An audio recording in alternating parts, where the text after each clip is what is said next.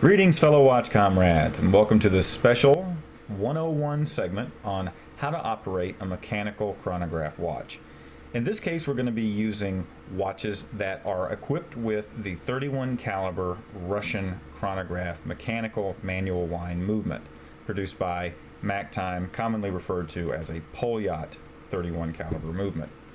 But this can be translated to most any mechanical chronograph. They operate fairly similarly. This is a very basic overview. This is not for someone who has been using mechanical chronographs for quite some time. This is for a person who is just getting into them, or maybe has their first one and hasn't had a chance to really get accustomed to using them yet. So that's the focus here. Now, the watch you're looking at here is an Aviator watch by Volmax, which is built in Moscow. Now, the first thing I'm going to show you is that the sweep second hand on this watch is actually the sub-dial. It is not what you would normally think of as the second hand on the watch, which is the big second hand. It is that sub-dial that I'm pointing to there. That is the actual constant moving second hand. Now, this other dial is a 30-minute counter, which will measure up to 30 minutes in elapsed time after you actuate the chronograph. Okay, the top right-hand button that I'm pushing, obviously that starts the chronograph. Now you see, this is now sweeping. This means that the chronograph is in motion and is measuring elapsed time, as opposed to the sub-dial second hand, which is measuring the ongoing time. And the 30-minute counter is going to click off 1 minute at a time every time the major sweep second passes the 12 o'clock position. So one thing about it is, and here I'm going to show you, you stop the chronograph, and then the bottom is the reset button, and you see how that larger sweep second hand flies back to the 12 o'clock position. Now I'm going to do this a couple of times here in the demonstration, and there's the date. So those are the features, the core features of the 3133 chronograph. Now, one thing about this is when these watches are timed in terms of accuracy, it is based on with the chronograph not running, not with the chronograph in action.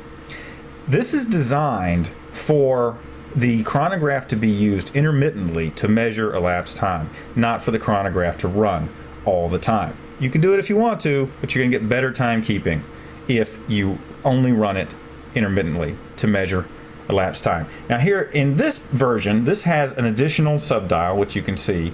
I'm showing you here how when you press the reset button, I wanted to show you there you go, the 30-minute counter slamming back into the top position along with the sweep second hand.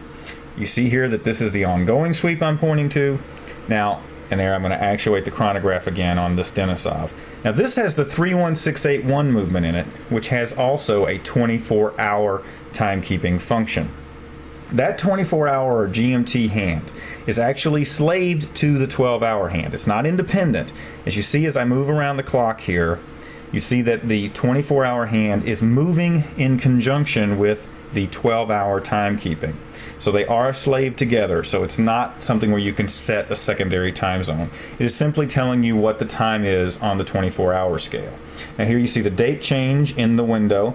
Now, just like every other Russian chronograph, in order to change the date on these watches, you go past midnight, then you drop back, and you take it back past midnight, and the date will change. That is the same on these chronographs as it is on the basic Vostok or any of the other standard Russian movements that you are going to find in the watches that we feature on Russia2all.com.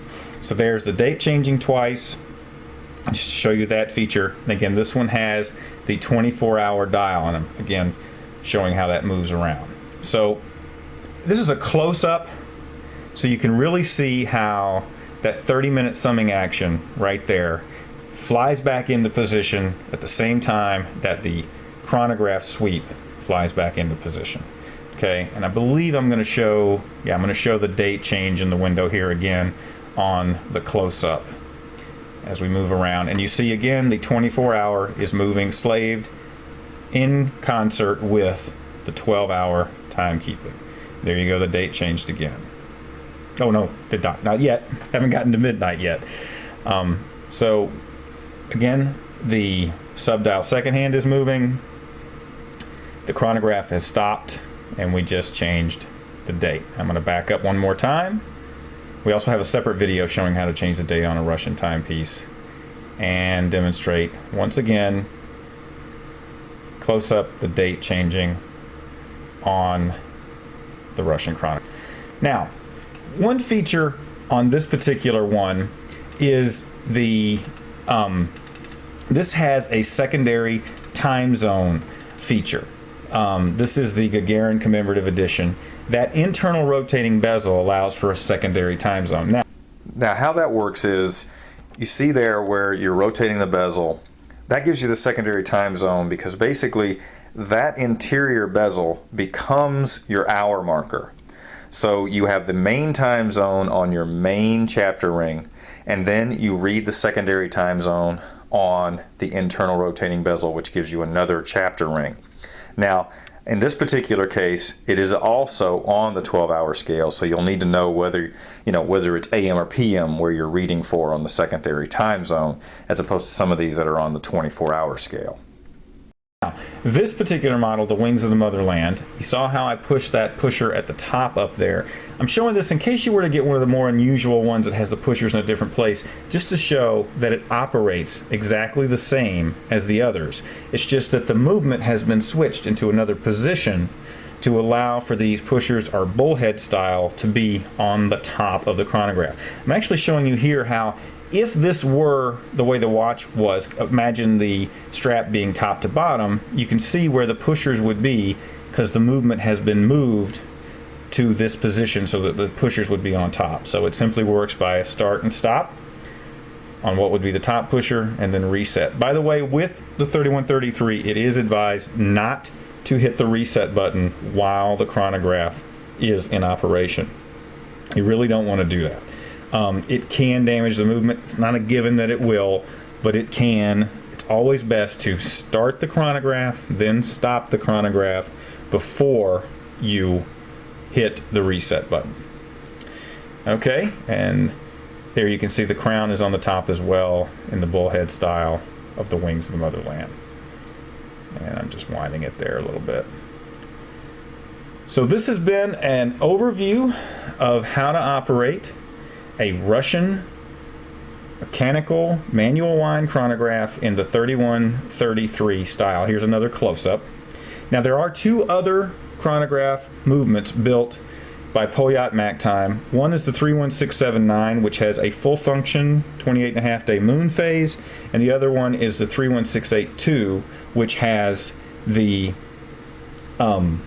day-night indicator. These are not as common as the ones you've seen here, the 2i and 3i. So I hope this has been informative and that you now will easily be able to use your Russian mechanical chronograph.